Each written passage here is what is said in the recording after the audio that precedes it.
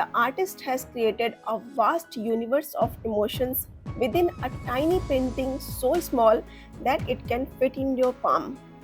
And I promise, once you finish this video, you will be amazed to discover this universe for yourself.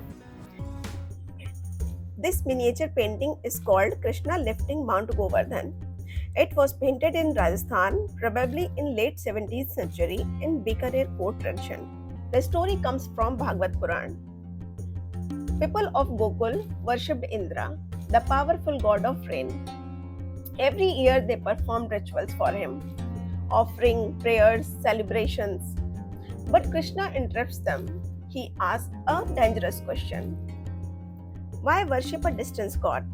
When this mountain gives you cows, gives you grass, water, shelter, life. Krishna tells them to worship Govardhan hill instead. And that single act changes everything. Indra is humiliated, not hurt, not disappointed, but humiliated. So Indra unleashed the Samvartaka clouds, the clouds of cosmic destruction. Not ordinary rain clouds, these are apocalypse clouds. The text describes terrifying wind, thunder, lightning, flooding rain. So Krishna lifts a mountain and the villagers gather underneath. Rain falls outside, and this is how he protects them and keeps his promise to keep them safe. But stories alone do not create a masterpiece. What makes this work extraordinary is the mastery of the artist behind it. Miniature painters never painted only events, they painted relationships. Relationships between human and God, fear and faith, nature and protection. And this particular painter fills the entire scene with tiny emotional moments that most viewers completely miss. Now watch what the artist does with the storm. The clouds are enormous, heavy, solemn, almost suffocating. They do not drift gently across the sky, they press downwards. See the spiral forms twisting through the heavens. The clouds almost resemble smoke or waves. The painter wants us to feel pressure and look at the colors grey, black, muted mauves. The storm drains warmth from the world. But then we arrive at the mountain itself. But strangely, it does not feel really heavy. It almost floats, like a giant pink cloud suspended over the villagers. And this is where Indian paintings becomes poetic instead of realistic.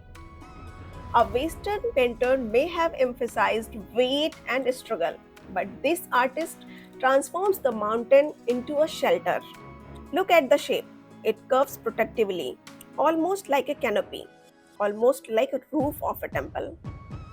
Now look at the Krishna himself. This is the most extraordinary part of the painting. There is absolutely no struggle in his body. No muscular tension, no dramatic pose, no heroic exaggeration. He stands elegantly, almost casually. And look carefully, his other hand still holds the flute. That tiny detail matters a lot. The artist is telling us for Krishna, protecting the word is as natural as making music. Even his face remains calm. He is not fighting nature, he is steady inside. In this painting, divinity does not appear loud, it appears steady. Most people think this painting is about Krishna, but I don't think so. I think this painting is about trust. Look at the faces around him. Nobody is looking at the storm anymore. Their attention has shifted completely. Fear has transformed into devotion. And the painter communicates this not through the dialogue but through the gaze. Almost every line of sight leads back towards Krishna. The composition itself becomes an act of surrender. And now the women beside him, elegant, graceful, almost luminous against the darkness. One carries a child, another waves a fly vest, others brings offerings. These are not terrified victims, they are emotionally transformed witnesses. The storm continues outside, but a completely different atmosphere is created underneath the mountain. And this is where the painter reveals his genius. The foreground. A small cow presses itself against a larger cow. Another cow rests peacefully. A cowherd pulls cloth over his head against the rain. one tiny gesture after another. And this is what a miniature artist understood brilliantly. Even during the cosmic events, they don't forget ordinary life. And then there is an astonishing detail many viewers miss entirely. A cow appears to be giving birth during the storm. Think about that. While God battles in the heaven, life quietly continues below. And finally, look into the clouds. Indra appears riding a Ravat, his celestial elephant. But something remarkable happens here. Krishna is clear and centered. Indra is half lost inside the darkness. The painter visually traps him inside his own rays, and suddenly the greatest meaning of the painting reveals itself.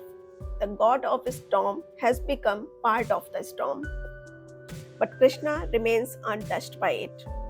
In some texts, it is said like child lifting a mushroom. He lifts the mountain using little finger of his left hand and holds the mountain like an umbrella for 7 days.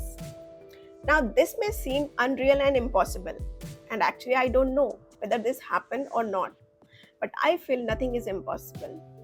And there is another side of the story too.